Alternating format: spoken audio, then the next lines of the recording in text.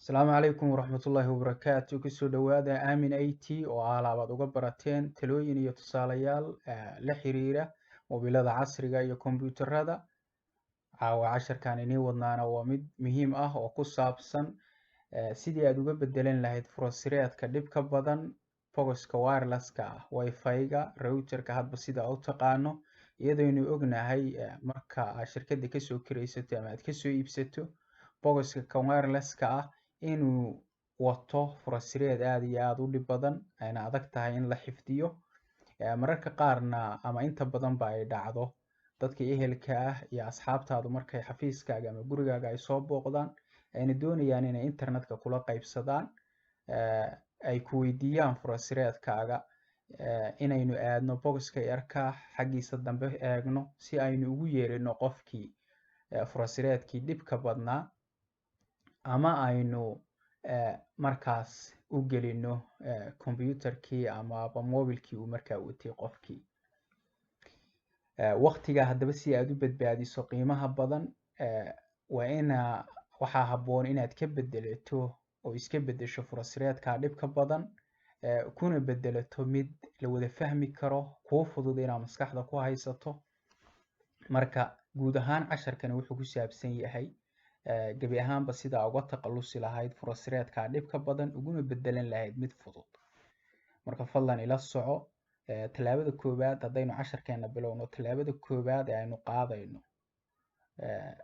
waxa weeye inaynu helno IP addresska aan isticmaalayno.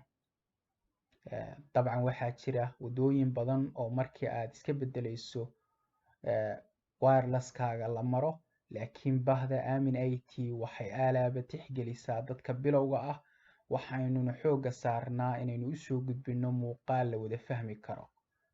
Marka fadlan haddii aad tahay qof gebi ahaanba aan waxba kala socon aaladahan casriga ah, casharkani muhiim buu kuu yahay. Sidoo kale haddii aad tahay qof dhexdhexaad ah iyo qof qalin jabisaba, xusuusin iyo waxtar buu kuu leeyahay. Fadlan sii share gare oo gaarsii asxaab badan oo ka faa'iideysan doonto insha Allah. Casharkeeni haddii aynu bilowno, marka koowaad waxaynu raadineynaa tallaabada koowaad si aynu u bedelno furasireedka shirkadda oo aynu ugu bedelno mid inaga inoo gaar ah. Tallaabada koowaad ee aanu qaadayno waxa weeye xaggan baynu tegaynaa, waxaynu ku qoraynaa CMD programkan baan raadineynay. marka shaashadan madow waa kuusoo baxaysa iyo programkan command promote. Jug siin maayo, click baad siinaysaa, laakiin click right baad siinaysaa. click right baynu dhag siinaynaa. run as administrator baa oranaysa. Waa muhiim arrinkaas inaad samayso.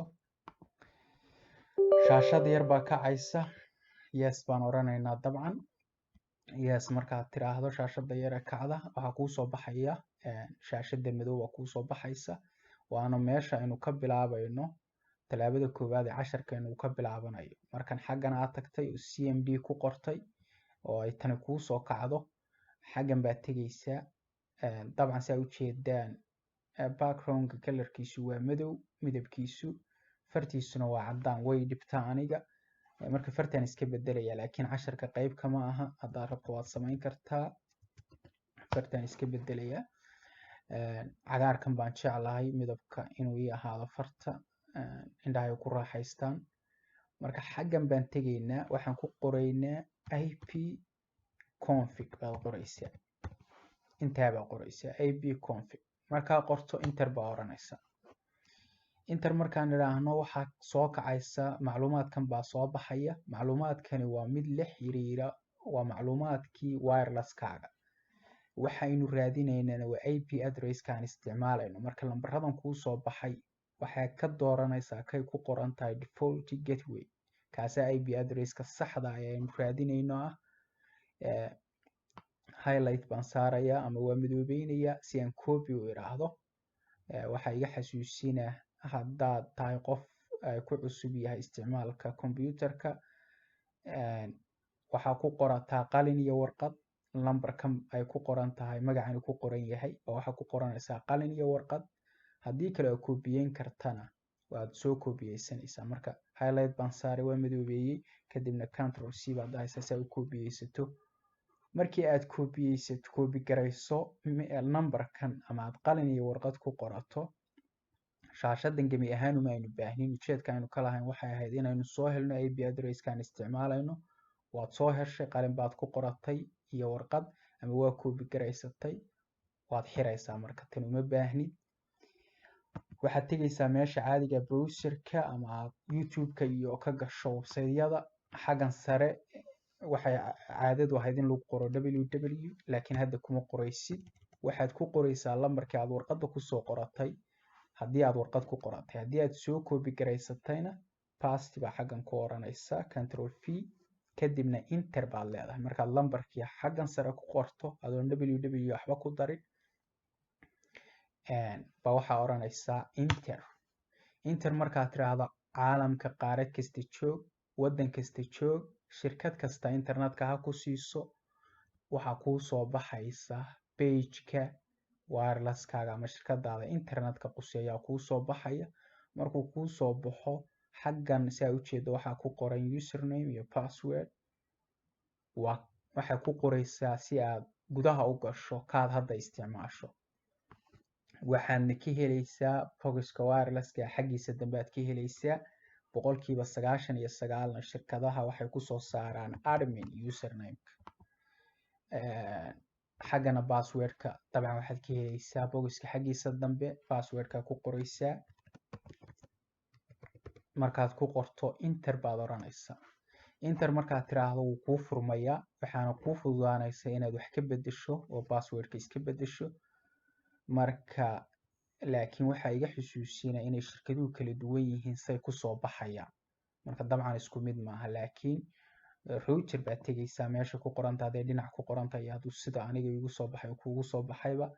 kadibna mararka qaar xaggan settings buu qof kasii tegaya, laakiin aniga advanced baad raadinaysaa oo ii qoran.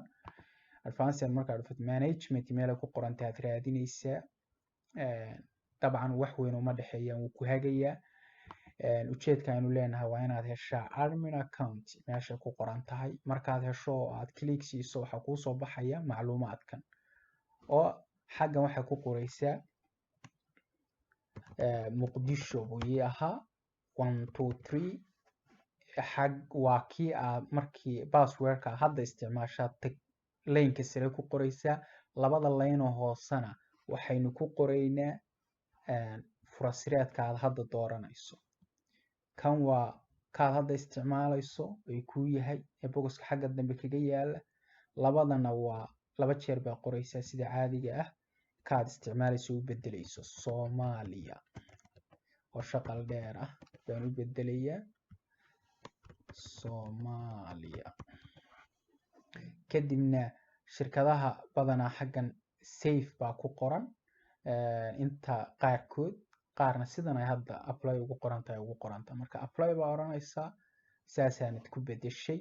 waxaan rajeynayaa inaad ka faa'iidaysatay muuqaalkan. aad iyo aad baad u mahadsantahay daawashadaada. fadlan wixii talo iyo tusaale ah commentiga noogu reeb. amaana Allah.